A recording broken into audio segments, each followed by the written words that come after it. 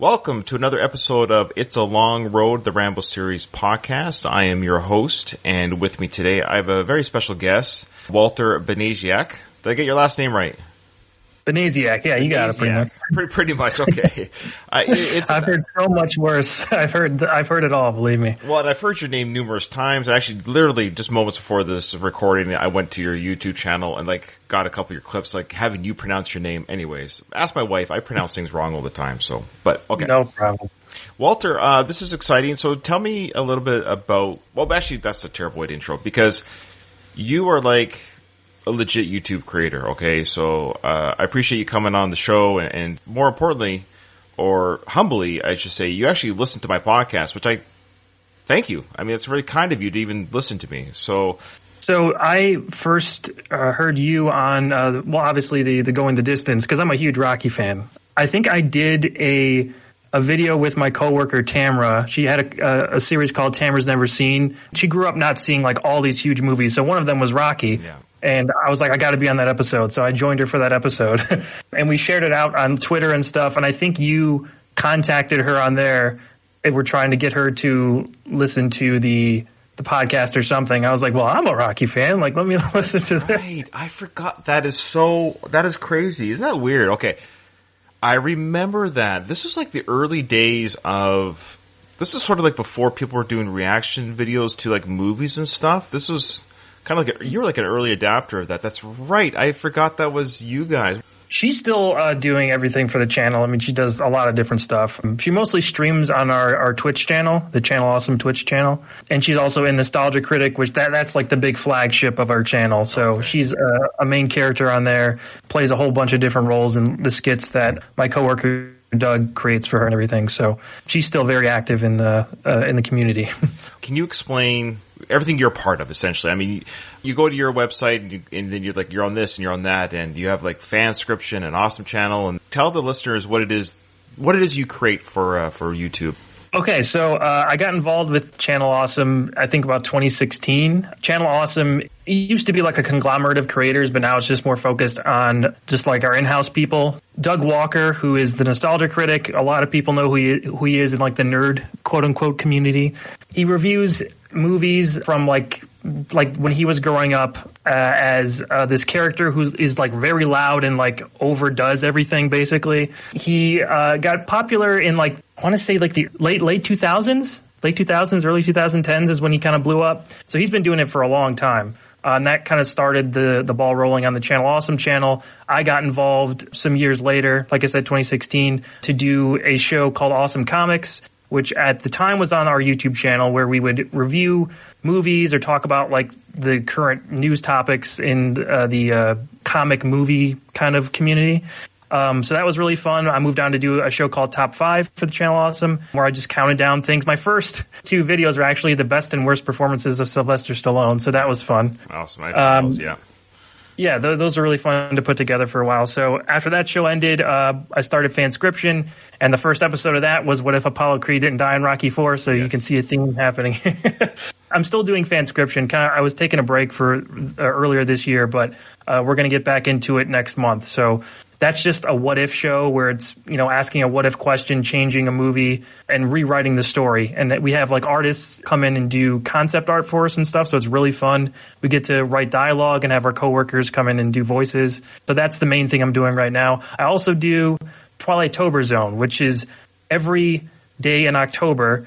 I review an episode of The Twilight Zone, the original series. And I do Bat-May, which is every day in May, I do a review of an episode of Batman, the animated series.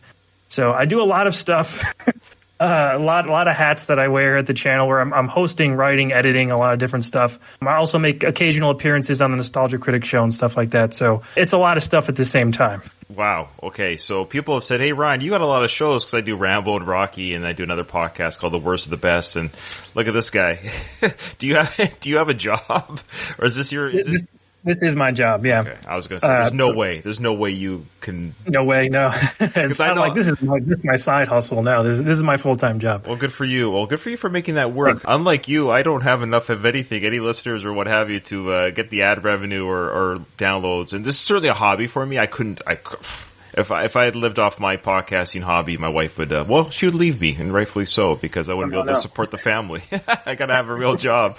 So, sure. No, but that's good for you that you're able to make that work for you, because then you get to do what you love. What is it? If you do what you love, you never work a day in your life, or whatever that is. So. Right. I mean, I could testify that I definitely still work. It feels like work sometimes, for sure. But most of the time, I mean, it's better than 99.9% of other jobs out there, you know? Absolutely. And yeah, getting to talk about things that I love. It's just, I think the things that are weighing heavy on me now are the month-long things, because that just takes a lot of research and a lot of time to write 31 episodes or reviews of like Batman and Twilight Zone. So I'm looking forward to winding those down over the next couple of years. We just got something in our chat here. Donald in our chat says that Rocky IV alternate universe was excellent. Sly ended up agreeing with the headcanon later if he could have done Rocky IV again. I know. You know, I watched his behind the scenes of the recut of Rocky IV, and he laid out my fanscription like exactly. I was like, are you kidding me? Like, I mean, that's great. I'm sure he didn't watch my video or anything, but that's great that like that kind of idea is out there of Apollo surviving. And I still think it was a mistake to kill him, because Apollo is such a popular character, and it just felt so rushed. Like he just turned babyface in the third movie, just turned into a good guy. And then you're gonna, well, I mean, he wasn't exactly a bad guy in the first two movies, but he was the antagonist, right? So like to have him and Rocky be friends, I was so excited to see all that actually happen.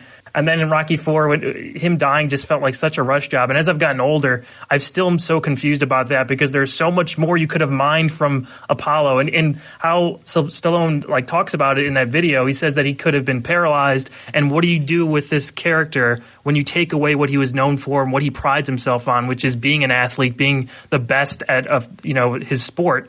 Wouldn't be one of the greatest athletes of all time. When you take that away, who is he? And like, yeah, that's genius. Why didn't you do that? And that was kind of behind my fanscription for it. So it's too bad we never got to see that. The movie would have been better off, and the movies, Rocky V certainly probably would have been a little bit better. But can you imagine if Apollo was there for Rocky V? You could. I did do a fanscription about that too, kind of incorporating Adonis Creed into it as well. I'm just trying to imagine what could have happened. But I mean, it would have been great to have Carl Weathers in there in Rocky V. Well, you've listened to, of course, Going the Distance. Are you listening to One More Round? Are you going with us the One More Round as well? Or absolutely. Oh, I only got into it. I think Rocky III you guys were covering when I started listening, and I wasn't consistently listening until you guys started covering Rocky IV. It's good to hear your thoughts and your two co-hosts as well. Like I love your guys' banter. It's great. Well, that's I appreciate that, and coming from you, a creator yourself, it's high praise, and I appreciate that. Well, we've mentioned, of course, your love of Rocky. Of course, look at the memorabilia behind you. You got the Rocky poster. Still wearing. I got a Stallone shirt on today. I'm ready to go. I love that shirt. I love that picture of Sly too. Yeah, and that Rocky. It's great. So yeah, let's do it. But before we get into where we are in Rambo First Blood Part 2, I got to ask you, what's your fandom of Rambo, the Rambo franchise, and what's your history with Rambo? I grew up since I was 8 years old loving Rocky. So like I can tell you everything about like first watching Rocky and getting into all those movies and everything. Rambo I kind of put off watching because I wasn't sure if I would be into it until I was in high school. So I think I was like 15 or 16 when I watched First Blood, and I really, really love First Blood. I think it gets better as the more times I see it. There's more things I notice as a like I'm kind of an amateur filmmaker too, so like I noticed little things here and there, and how it's kind of this smaller, self-contained movie. I still really want to read the book, which I have not done yet, but I'm going to eventually. So I'm a huge fan of First Blood. The sequel films 2 and 3 kind of blend together because it's like the stereotypical Rambo stuff. Like when everyone thinks of Rambo, I think they think of Rambo 2 and 3. Of course. I saw Rambo 4 as soon as, I guess, just called Rambo. It's so confusing with the names. But I saw the 2007 movie or 2008 movie. 2008, yeah. Right. I saw that on DVD when it came out, and it was just like a gore fest the entire time, and I was like, what's going on? Yeah. And then I saw Last Blood in theaters. Was that 2 years ago now? 2019, I think, yeah. 3 almost. Yeah, and it felt like a discount Liam Neeson movie with Rambo in it, which I was let down quite a bit from Last Blood. There were some parts I really liked, but only certain scenes. It was just kind of a weird thing where he goes to Mexico and gets the living crap beat out of him for like 10 minutes. It was a weird choice, but I do like First Blood a lot. The other Rambo films, I'm kind of like, yeah, they're all right. Like 2 and 3. There's definitely stuff. I just rewatched 2 last night, and there's definitely like that 80s excess thing in it where it's everything's huge and all these giant explosions and they got real helicopters chasing each other and all that stuff. And I could really appreciate that. And there are some really creative shots in First Blood Part 2 that I really like. But I love First Blood, the original. That's kind of where my biggest part of the fandom is. That's about as fair as an assessment you can give regarding the franchise.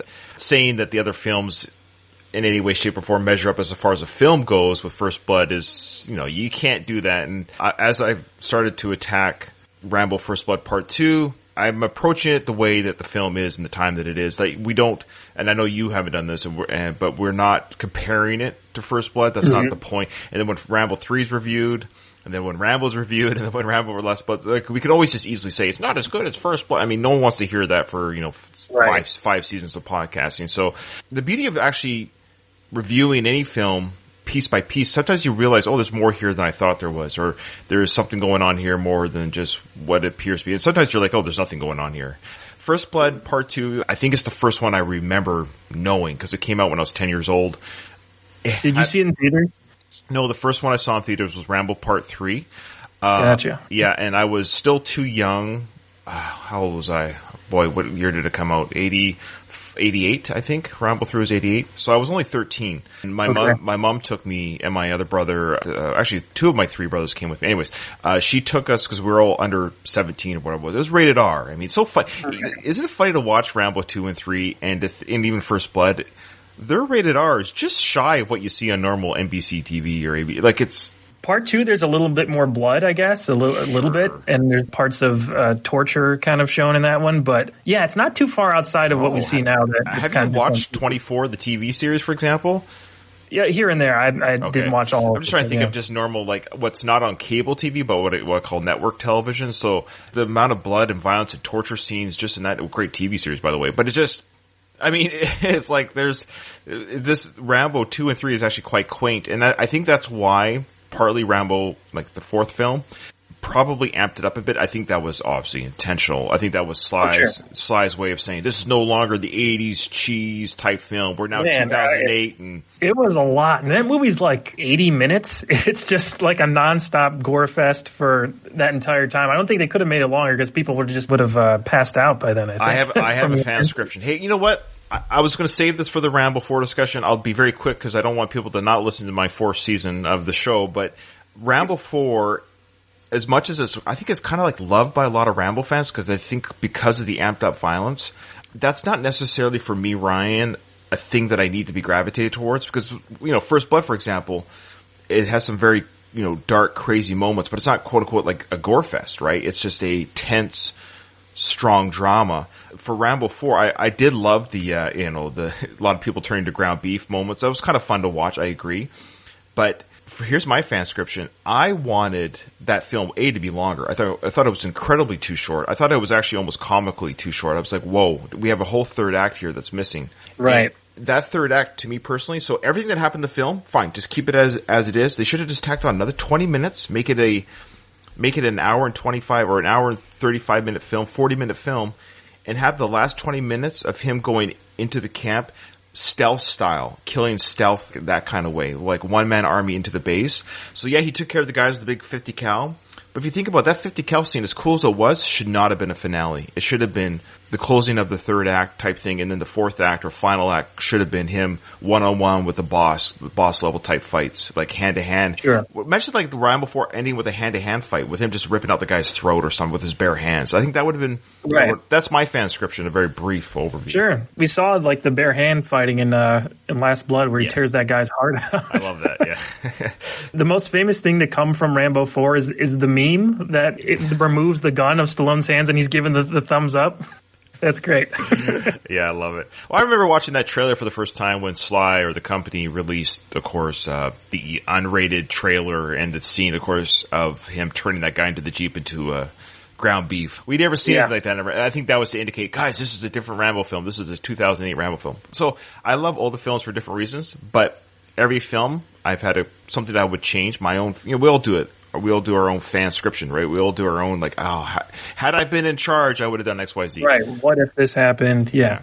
Okay, so where we last left off. So we just finished the sequence of Rambo in the mud feces pit, and he was hanging up. Great sequence there of Sly, the actor, of course, kind of hanging on that bamboo or stick cross, and he's coming out of the mud. During that recording, I recorded with John Rivoli. Remember the sequence, of course, with the leeches on Sly's chest and arm. Now, I had thought for years, and assumed for years, that those looked real, because I've seen leeches in real life. I've had leeches on me in real life. And when they got the knife and they scraped them off, like, I don't know, that seems like a real legit makeup job, that they would have the blood on it just after they rip off the... So John Rivoli, who's friends with Sly in real life, they talk to each other quite frequently. I guess I can say this because he didn't say I couldn't. I asked John, don't do this for me. You're not doing this for Ryan, but do this for you, John, because he didn't know the answer. And I said, the next time you talk to Sly, just say, hey, I had a question about the leeches in Rambo Part 2. Were those real leeches on you, Sly? We finished our recording, and literally 10 minutes later, he sends me texts. They were real. I just asked Sly. Wow. I can't say I'm surprised, because, yeah, they're flicking those things off, and it looks very real. Impressive. I think Sly doesn't get enough credit for his... I mean, his fans give him credit. I think outside the fandom, I think people... I wonder what Sly will be remembered for when all is said and done, when his life's over, and maybe like 30 years from now, when we're for sure that he's dead. Like, I don't know how long this guy's going to live, but let's say 30 years from now, we could pretty much ascertain he'll be dead in 30 years. So I wonder if people will remember just how much he put into the film as an action star. You know, with the first blood landing on the tree, he was the third guy in that stunt fall. That was him. He cracked his ribs. You know, those real rats on him, leeches on him. You know, he breaks his neck doing Expendables. I mean, this guy was doing it before Tom Cruise. You know, everyone, and rightfully so, compliments Tom Cruise with his physical acting and stunts, but Sly was doing it first. Yeah. I mean, you always hear the story about how in Rocky IV, when he's hit from Dolph Lundgren, he has to go to the hospital because it moved his heart and all this stuff.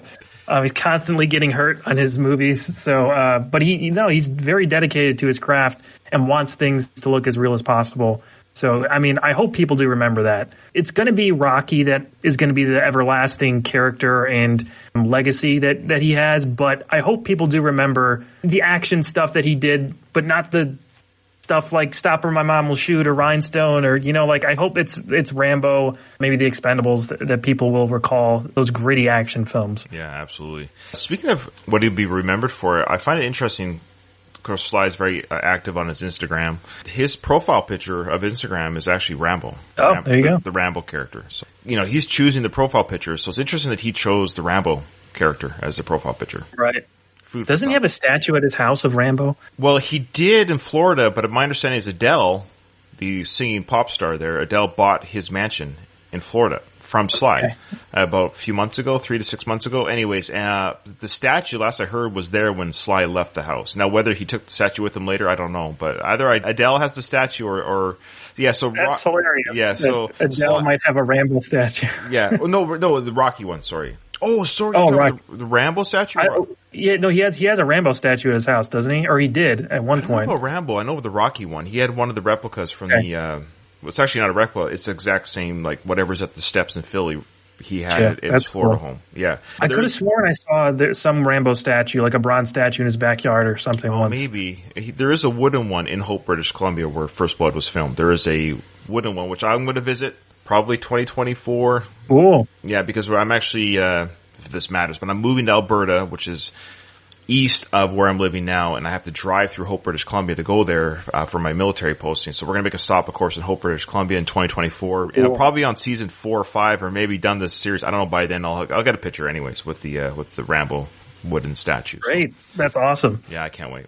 Okay. Yeah, that was the sequence we just saw. And so the Russian soldier, of course, has landed. Rambo's about to be brought in for some further interrogation here.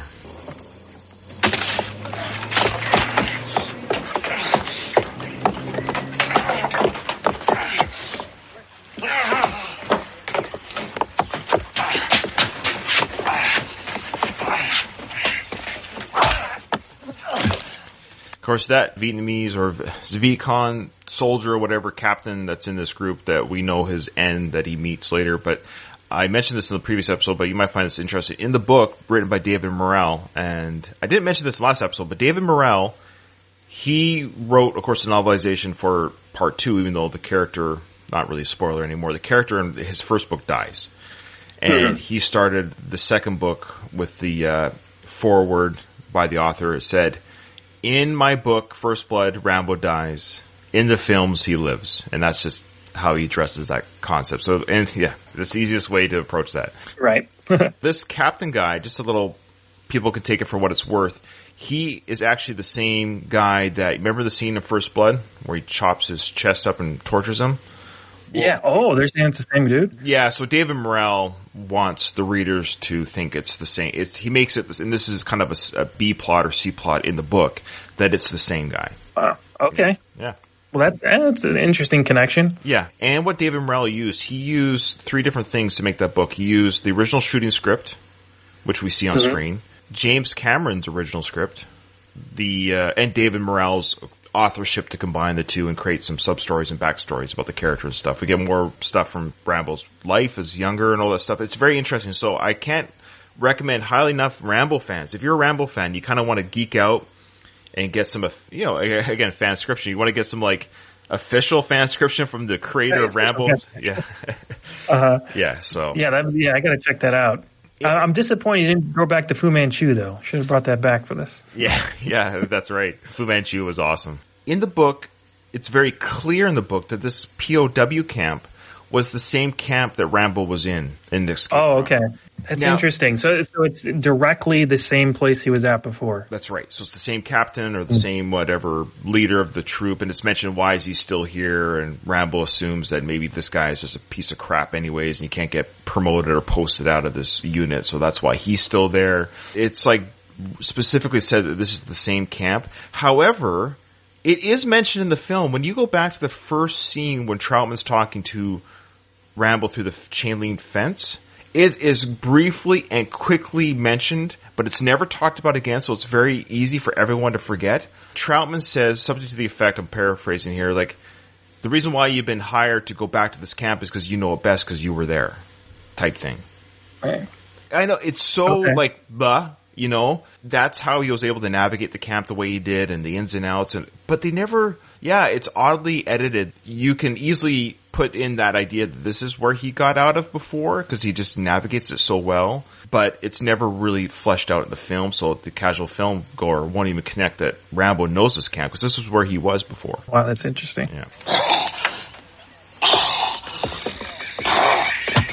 That's all. Thank you, Captain Vin. Leave one guard, please.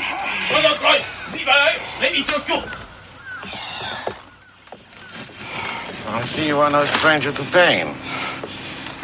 Perhaps you have been among my Vietnamese comrades before. No answer. So I like that look right there that Sly gives. So again, when you break this down scene by scene, there's a lot going on here. He actually says that it looks like you're no stranger to pain because, he's being choked and punched. He's not barely making any sounds or reacting. He goes, it looks like you've been around these guys before. And then Rambo looks at him like, damn straight I have. Yeah, right. The Rambo glare is an intense one, for sure. And this actor, his name, I mentioned before the last episode, but let me get it again. Yeah, Steven Berkoff. So he's 80-something now. He's still alive. He still acts on stage. I reached out to him on his Instagram. That's all I could find, and I don't think these celebrity guys ever look at their Instagram messages. If you're not a friend of theirs or if they don't follow you, they won't see your request. But I would love to talk to him because I think he did a great job in this film. Oh, for sure. I've seen him before in some other movies too, but I can't place his face into what films. Well, you might recognize him from Octopussy. Oh, okay. Clockwork Orange. All right. There you go. Beverly Hills Cop. All right. I knew he had a familiar face. Yeah, all right. He's one of those, he's just one of those actors who just typecast himself as the Russian. Great role or great typecasting for an 80s. You could spend a whole decade and a half playing the bad Russian guys. Hey, speaking of Russians, they're the bad guys again, so he can do it again for I know it's all come back around. When I was watching this yesterday, I was like, well, some things never change, I guess. No, they don't. So true and terrible at the same time. Now, the big bodyguard in the back, John gave a great story about, his name is Voslav Govederica. Yeah. All right. He was born in Gacko Bosnia in 1940. He's the big dude. Well, he was a bodyguard type individual, and guess who discovered him? Want to have any guesses who discovered this big bodyguard? Stallone. Stallone. Did he almost put him in Rocky 5? Was he almost the next guy? I just love it. Like, Stallone discovered Dolph, discovered Mr. T, brought in Hulk Hogan. Right. He loves these big meathead guys. I love it. So anyways, so again, if you haven't, for some reason, if you're listening to this episode, which is very possible because you're a fan of Walter and his work, I would recommend, at the very least, go back to episode, 5, and listen to the great story that John gives about this actor. And he was with Sly when Voyo Gorick met Sly and John randomly in like LA or something. It was a very interesting little story. Yeah. Wow. Do you wish to give your name? Now, what possible harm can that cause? Pride is a poor substitute for intelligence. What you must understand is that we have to interrogate you. To Sergeant Yushin here, you are a piece of meat, a laboratory experiment. But to me, you are a comrade, similar to myself, just opposed by an act of fate. It's all great dialogue there. Yeah, for sure. I remember very clearly the heating up the knife thing, too. He just leaves it there for a long time. Yeah, it's a great foreshadow. You know, he's just casually walking around with the knife. Of course, Rambo's looking at it, and he puts it in the barbecue grill or whatever. Right. Yeah, we're like, wonder what's going to happen here. Basically, this is good cop, bad cop. He's saying, hey, look, you're a comrade. You're just, it's just fate that I was born in Russia, you were born in the States. And this is actually very true in its own way, that soldiers rarely have a beef with whatever country they're told to fight. So, I guess we're fighting the Russians. I guess we're fighting the Vietnamese. I guess we don't like Vietnamese people. The average 20-year-old kid doesn't have a beef with another country. Right. What team were you born on? It's really kind of crazy. I don't get all political, but really at the end of the day, war, and I'm a military person myself, so I get it. Like, I'm in the Navy, and if I'm assigned to go on a ship that's going to go to battle against whatever country, okay, I guess they're the enemy. I don't want to be enemies with anybody, but I guess that's what we've signed up to do, yeah. Right. I mean, like, his dedication to his country is still a big deal. I mean, the last few lines of the movie or him talking about, I'd die for America, basically, when Troutman confronts him with that. Yeah. And he has that big line at the end about, he wishes that America loved the Vietnam vets as much as they loved their own country. So, I mean, he's a patriot, and we could say that. We don't ever see him treated well by the U.S., like, at all. But he does love his country. Absolutely, yeah, he does, and it's a great ending too. Doesn't cry as much in part 2 as he did in part 1. Yeah, right. too manly to cry in part 2. Yeah, they got tea going here at the same time as they're cooking the knife. Have some tea, some Russian tea. That's the best. I know you are trying to facilitate the release of war criminals held by this republic. I can appreciate this, but this incident, your capture, is embarrassing. It's total Bond villain stuff here too, so that totally fits with his role in Octopussy. Yeah, no kidding. I love how he says his capture is embarrassing. He refers to the POWs as criminals, as war criminals. Again, depends what side you're on, right? Mm-hmm. True. So now he wants to know, why are you here? We have to have an explanation of what brought you to this place. Of course, Rambo's easy lines for Sly to memorize. He's got nothing to say here. A lot of physical acting. Mm-hmm. First of all, I wish you to radio your headquarters and say that you have been captured and condemned for espionage activities, and that no such criminal aggression should be attempted in the future, or they will meet with the same fate as yours.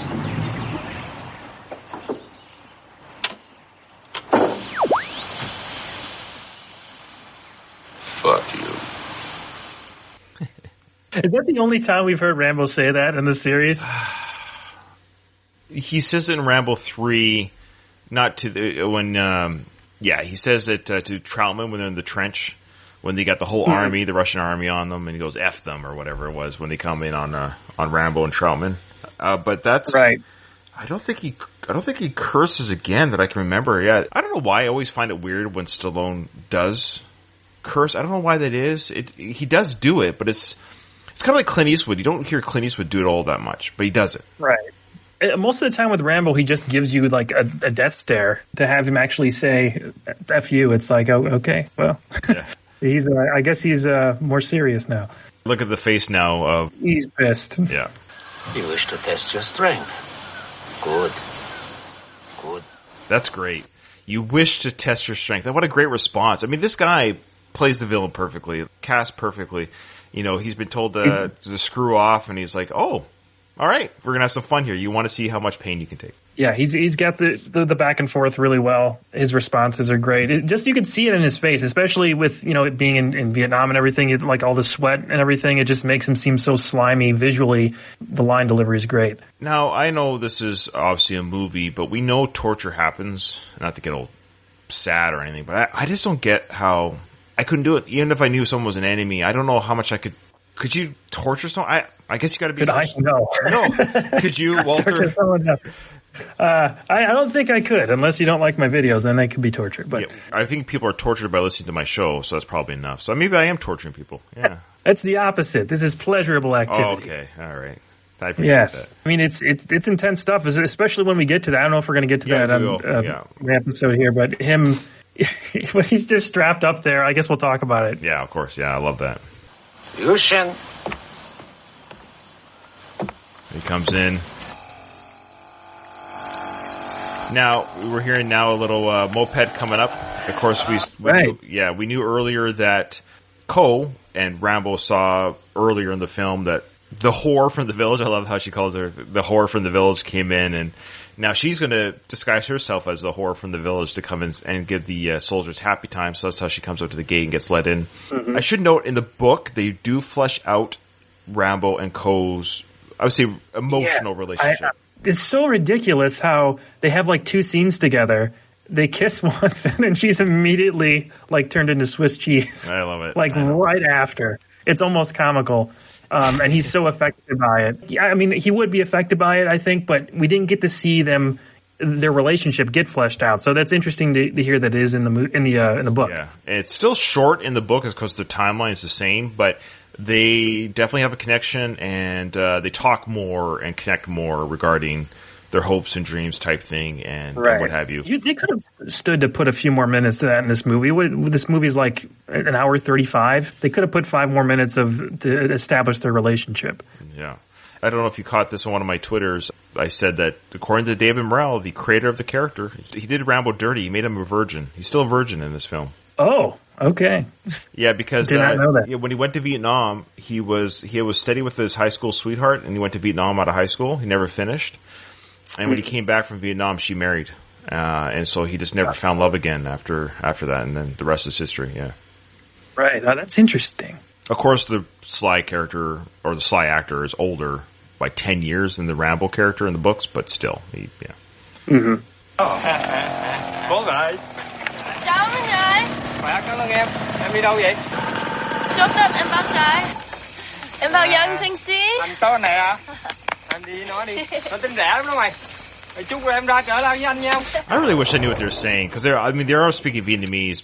Something probably, I don't know, we could guess. I don't know. It is interesting that they don't have subtitles for most of the Vietnamese dialogue in this. Yeah, and especially when Rambo and Ko were speaking. Again, in the book, David Morrell gives you the English. He just translates it for you, what they said, and I forget exactly. I can't recommend part 2 enough. It's a great read. It just fleshes out this movie so much more, and it gives you more of appreciation for the film because you put in what David Morrell wants the characters thinking. You watch that in the film. Yeah, anyways, I'm listening to the audiobook. I listen to the audiobooks in my car.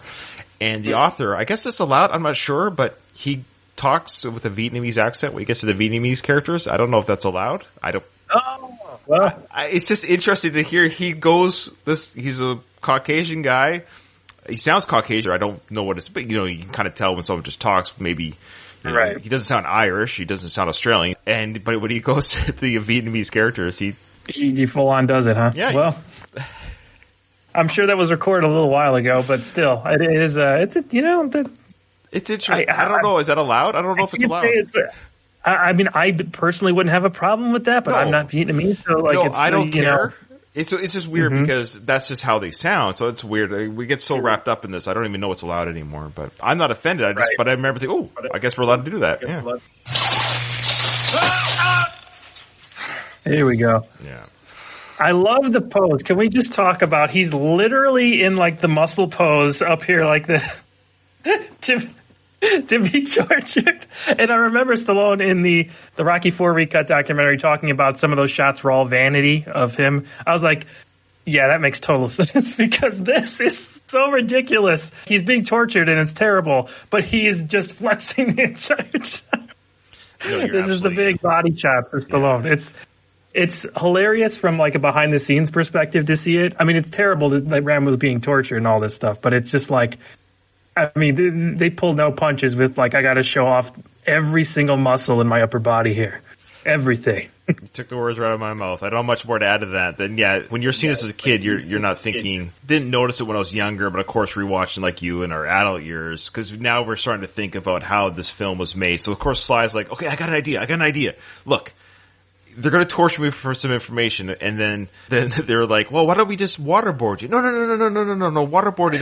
That I agree. That's really brutal. Well, why don't we break some fingers? Yeah, we'll break some. No. How about my shirt comes off? Okay, hear me out. My shirt comes off. Okay, I'm put onto this like steel bed frame thingamajig against the wall. Okay, but I'll be standing, right? I want to be standing, and they got me hooked up to this. The electricity goes through your body all the same. Your arms don't have to be up this way. They could be tied behind your back, and the electricity is still. He had to go up. I mean, and when he gets tortured, gets electrocuted. I mean, he's flexing everything. It's just like it is so ridiculous looking at that from that perspective. But I mean, this is like Stallone at his most in shape, right? I mean, this is Rocky IV time, so he's in great shape. Also, you know, rewatching this yesterday, when he walks, he does that saunter. I was like, oh, that's the Rocky IV saunter. I don't know if it's because he's got more muscle on him than usual, but how he walks, I mean, I just think of him walking up to Drago and for the fight at the end of the film. It's like the same kind of pace. He has every right to be proud of what he's done with his body.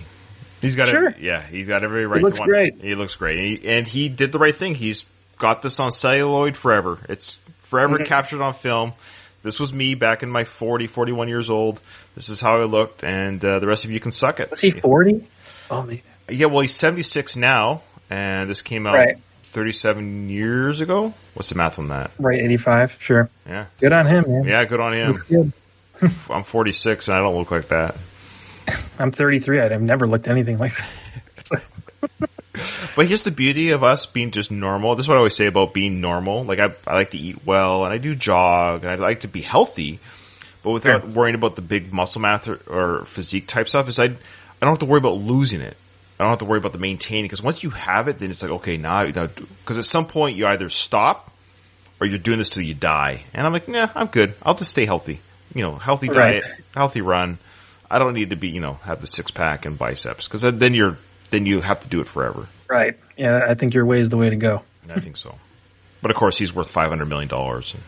Right. And he's got to look good. So, I mean, again, looks good. It's just a ridiculous scene to see now. Look at that cord, the cords in his biceps. What is it? I know.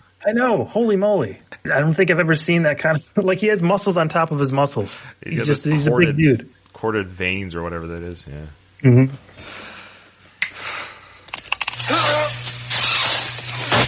Right there. Yeah, he's just like that, yeah.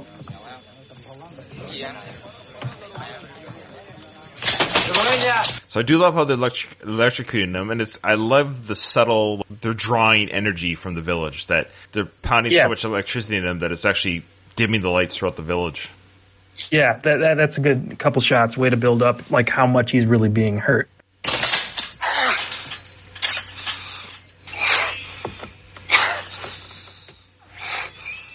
Comrade, here is something that might be of interest to you. A transcript of the conversation between your helicopter pilot and his commander. We intercepted. This is very good too, because you can assume, and this, again, I'm in the Navy, and we always operate under the assumption that everything we say and do is being intercepted. You kind of have to, especially with today's technology. Mm-hmm. So you do your best with code words, which, he does his code words, and he even says, oh, that's a clever nickname for home base or whatever. They know the code words, and they have them too. You do your best with what you can. But I love how he's now going to read to Rambo, try to give him cognitive dissonance here, saying, hey, the people that you're protecting don't care about you. You know, how do you like them apples? It is a valid point. I mean, Charles Napier has just totally left him there, and we see what happens. But yeah, I mean, like, he's making good points here. I mean, the United States has never really shown Rambo any love at all. I mean, like, he's gone through all these problems coming back home from Vietnam and now being involved in this. I mean, it's just history repeating itself here. So I'm not saying he would ever join the other side, but the U.S. has not shown Rambo any love. And to be clear, he's not doing this for his country right now. He's doing this for the guys in the camp.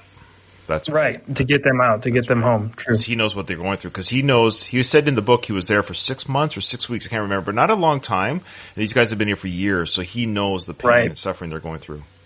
Right, that one line where the guy asks what year it is, and it says it's 1985, and that look, just that, like, oh my God, what? He's been there for that long. That was some great acting by that guy. I don't know his name, but like just those facial expressions. I mean, he really played up, you know, the POW type very well. I wonder who got those roles. Like, hey, we need to hire like 5 or 6 guys who don't eat food. Right. There's some skinny actors. Some really skinny guys. We'll bring them in. Be really authentic. Just got to dirty up their teeth. Dragonfly, wolf, dead. Colorful names. Here we are. We have them in sight. And the reply, abort the operation immediately. This is a recall. Confirmed. Over. It seems you were abandoned on direct command. And these are the people you protect with your pain. That's a great line. These are the people you protect with your pain. I like that line. Yeah, absolutely. Yeah, he's doing great here. I love the good old-fashioned bad guys in these films. We don't have enough of these anymore. I think the Mission Impossible films do a good job of keeping that up, and even the James Bond films. But we don't have enough of other films giving us these classic bad guys. I understand the point of trying to humanize your villain, because a lot of the times that could make for a more interesting character overall and a more interesting story. But once in a while, you just need a good bad guy who's bad just because he's bad, and you got to get a really good actor in there to read those lines and portray that character. But we don't get that a lot nowadays. Increase the voltage, I think he said in Russian. Scream. There is no shame. So he's told Yushin to increase the voltage on the electricity. What I love here, he says, I give you permission to scream. There's no shame in that. What I really kind of like, one, it shows this guy, Rambo, has not shown any real indication he's he doesn't, you know, I step on a piece of Lego and I curse to high heaven. You know, this guy. I think even Rambo would scream stepping on a Lego. Yeah, fair enough. Okay, maybe Lego was the best example. But, you know, but he's getting this voltage through him, but he's going to get a lot more now. And what I love is that Rambo does scream, which indicates to us, the audience, how much pain he's actually in now. If Rambo is truly screaming in pain, can you imagine what you and I would, you know, be experiencing? Because he's been taught to ignore pain. Yeah, can't ignore this, though. I like, was it in First Blood where they asked him if that's working? Or it's in one of the Rambo movies, and he says, like, not really. That's right. Where was that? Okay, maybe somebody... Then 3. Maybe. I can't remember if that was in 1 or 3, but they ask him, like, oh, we're taught to ignore pain. He says, is it working? He says, not really. Oh, that's right. It must be part 3. Because part 3 was the Rambo 3, the comedy. So it had more of that. Right. It probably was 3.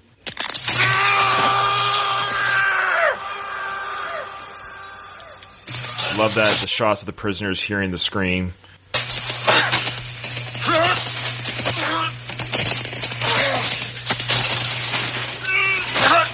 Great flexing here.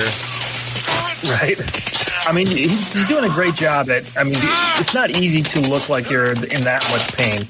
No. And he's doing a great job. That non-verbal acting Stallone does so well. He does an amazing job in this film again. Strong. Very strong. Even the Russian leader here recognizes, boy, you are strong, as he starts choking him a little bit. Strong. He says the strongest so far. Now we're going to see what's coming up. Like, he recognizes, okay, we can't get the information we need from this guy, so we can't hurt him as much as we need to, so we're going to have to think of something else here. Strongest so far, but you're nearly dead. For what?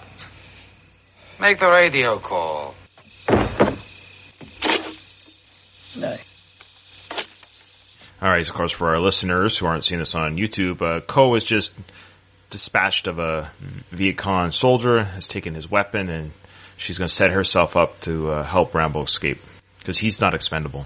Right. I love it. I love the line. It's such a, I don't know, foreshadow for real life events. You got to wonder, when Sly created, because he created the Expendable series, I mean, and he wrote this film. Did he know in 30 or 20 years, whatever, he was going to make an Expendables movie? No, when he made the Expendables films, did he go like, "Oh yeah, I wrote that"? I highly doubt it, because it seems like he doesn't remember continuity or anything he does in other films anyway. I mean, the Rocky franchise is the perfect example of that. So I'm going to say no. He just likes the word expendable. Donald said that he likes the what does headcanon mean anyways when someone says headcanon? Headcanon is just like what you think is happening on screen. So if you want to imagine like something else happened, like I'm going to ignore what happened in the movie. I'm going to think it happened this way. That's headcanon.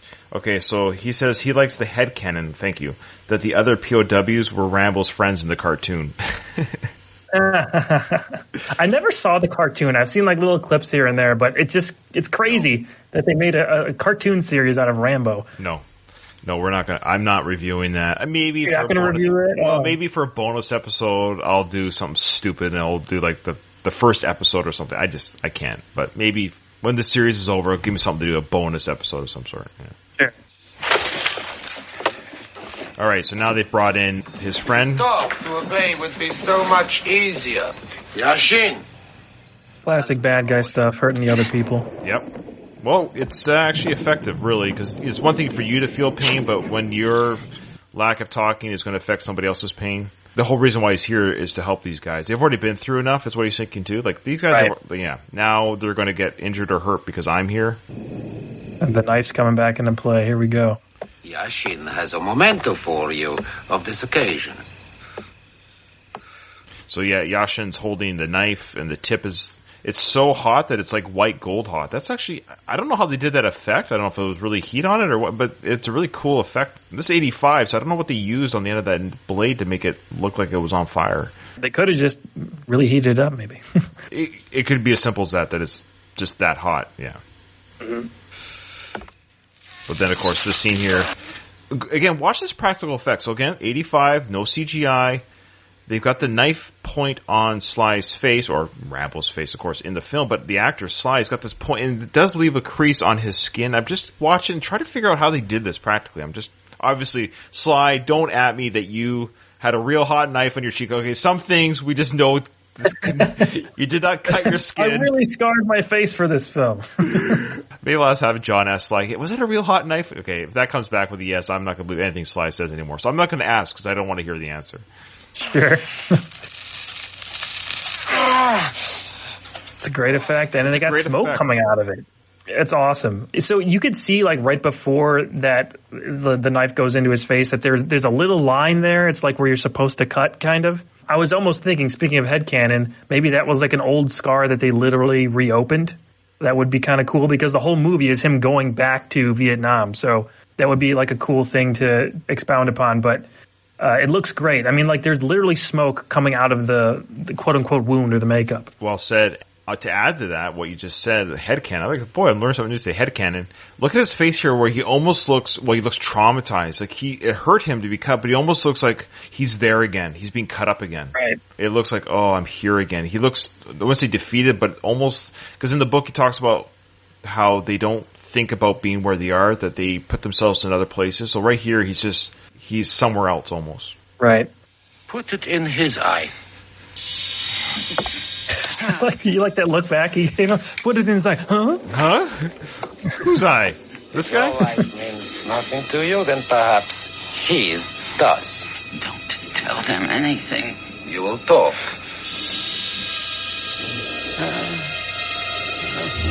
They got that close to his eye. That blade is right by his eye. So I don't know what they're using to make it light up like that. So maybe it's just a plastic part of the blade, and they got a little light in there. It's got to be just lit up somehow. I don't think they'd put that hot of a knife, right, or a knife in general, close to someone's eye like that. But great effect. But then again, it was the 80s. Who knows? Yeah, who knows? Sly's like, man, if you lose an eye, you lose an eye, man. It's part of the game when you're in a Rambo film. Hey, you can live forever on celluloid. Celluloid, great. Watching out of show. So Rambo agrees that he'll talk. The Russian commander's all excited. I love how they throw the poor guy down and they just kick him for good measure. Yeah. That guy's just been through so much. Years and years of torture. It's crazy. Now that music change, and of course they're showing Ko going through the village. She's scouting out where to find Rambo.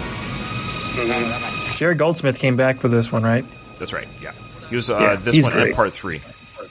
He was a great composer, one of the greats. Right, that was one of the shots I was talking about. Like, they really pull out some really cool ways to showcase things there, and just the lightning strike showing the Viet Cong soldier right there. It was great. I love how they did that. That was really well done. Don't do it.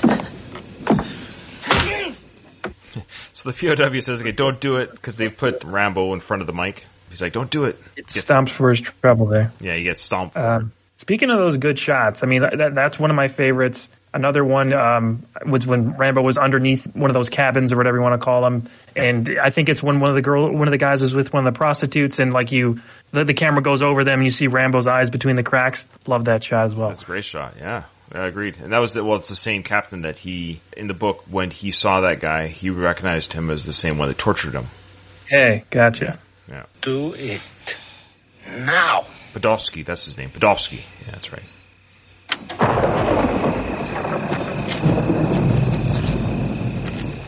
Of course, I love how we're hearing the thunder crash, the lightning, the tensions rising, the storms coming. Yeah, it builds up to a great moment. Yeah. The time is perfect. I wonder if Rambo said afterwards, was that cool, when I held the mic and the lightning crashed at the same time? In fact, it actually happened in one of my favorite films I've mentioned before in the show, Tombstone. It's one of my favorite films. With the part where Wyatt Earp is like, you tell him I'm coming, and Al's coming with me. Yeah. Yes. And the thunder crashes. Yeah. Mm-hmm. Send us a message, people, where great thunder crashes help sell a scene. Yeah. Now she's looking through the floorboards. Right. Another callback shot, I guess. 22056. Lone Wolf, receive. This is Lone Wolf. 22056. Lone Wolf, this is Wolfden. Transmit location and status. Over. What is it? Wolf. It's Rambo, sir. Receive. Over. We read you, Lone Wolf. It's just me. Whenever I see Charles Napier, I think of the Good Old Boys from the Blues Brothers. That's the first thing my head always goes to. Oh, that's funny. I'm not familiar enough with the film to know the reference, but I know the film, but not the character. Yeah, okay. I'll have to Google that afterwards. What's his name? Blues Brothers, one of my favorites.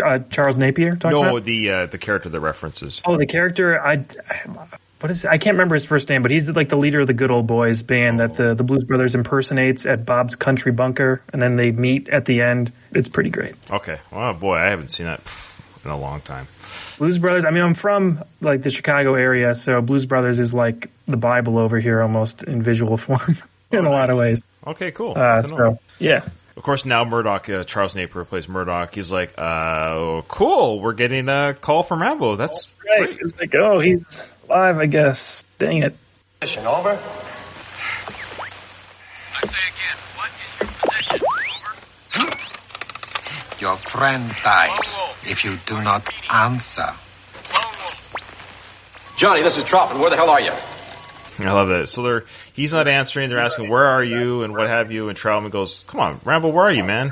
And I love the big Russian guy, pulls his head back, and the other guy says, right. Yeah. Like my family is also, I'm half Italian, so like we all love Stallone, love the Rocky movies. My uncles were huge Rocky fans, and they also loved Rambo. They always quote Troutman saying Johnny, Johnny, like all the time. So whenever I hear that, I instantly think of my uncle saying Johnny. That's awesome. Okay, yeah, the Italians, they love Rocky, don't they? Yeah. Oh, yeah, we love Rocky. That's awesome. John, come in. He's torn here, right? He recognizes, like, if I don't say anything, he doesn't know what to do. Yeah, he's torn because they don't know his predicament. He's got his POW friend who's going to die, apparently, if he doesn't say anything, but he also recognizes, I've got Troutman asking me to come in. This is his father. And they make that very clear in the book, David Morrell, that Troutman is the father that he never had. He is his only family, he's the only person he trusts, the only person that he cares about. Now Troutman's asking, John, talk to me. If you heard that little click, click, click sound on people on iTunes, what have you, that's of course when Rambo grabs the mic stand, and we all love that moment because you can hear the knuckles cracking. And all this. Yeah. Yeah, you could hear like every little sound effect in his arm and everything in this. I love that. Nobody's ever grabbed a microphone like that before. We just No. Murdoch. He's here. I love that. He goes, Can I talk to Murdoch, please? Right. I love the reaction. Murdoch's like, huh? Yeah. And then, of course, he's going to play it off. Hey, Rambo, I'm glad you're okay. We'll come get you. Yeah, right. We'll come pick you up. Rambo, this is Murdoch. We're glad you're alive. Where are you? That grin. Give us your position and we'll come to pick you up.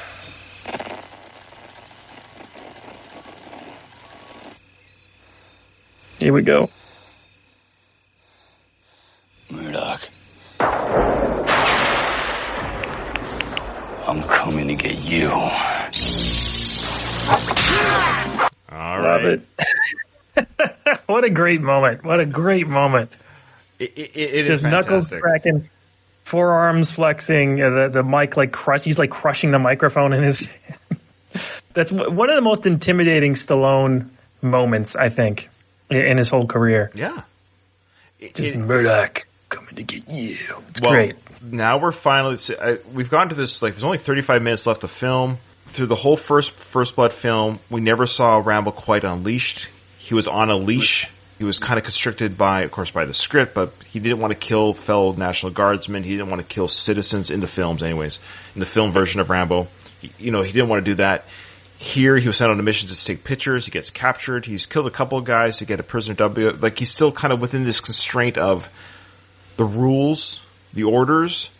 But this moment is now a combination of everything. He's finally unleashed. He's got no more orders. He's got no more pickup point times. He's now able to just do what he wants, how he wants, to get out of this situation. This also reminds me of this moment where he grabs the microphone and says, Murdoch, I'm coming. I remember seeing this as a kid thinking, yeah! And this reminds me of the Rocky 2 moment when Adrian says win. Oh, sure. Great moment. It reminds me of that same thing of... Like, it's about to get real here. Like, I love that they cut to Murdoch, too, for a second. He's like, oh, no. Yeah. Looks like he just pissed himself a little bit. He's scared, absolutely. I want to keep going. We got to stop. I understand. Well, I know. I mean, this is so much fun. But I think the next sequence, of course, of them escaping, probably, if I'm just looking at it right now, will probably end the next episode with possibly the Co's demise. I don't want to spoil anything because I can't imagine anyone's listening to this. But I can imagine if someone's listening to this podcast who's never seen the films. Yeah, I mean, you should go watch the Rambo movies before you listen to that. I would recommend watching the Rambo film. Or at least follow along. It's fun if you want to do that way, that's also fun. First and foremost, thank you so much for coming on, spending some of your hard-earned time off between all your projects with a ham and egger like me to do this. From one ham and egger to another. Thank you for having me on. Oh, very kind, Walter. And I would love to have you on again if you're willing to come on a future season. Oh, absolutely. If you guys ever need a substitute for a Rocky podcast for one more round, anytime. You just let me know. Well, those do happen. Our last 2 episodes, actually, we did, Kyle couldn't make one and then Katie couldn't make it. So when that happens again, you'll be my first call for that. So thank you for that. So excited. Great. Okay. So thank you so much, Walter, for coming on the show again. Your time was appreciated. Your thoughts and your commentary was awesome. Unfortunately, however, this episode is over. Nothing is over. Nothing! You just don't turn it off.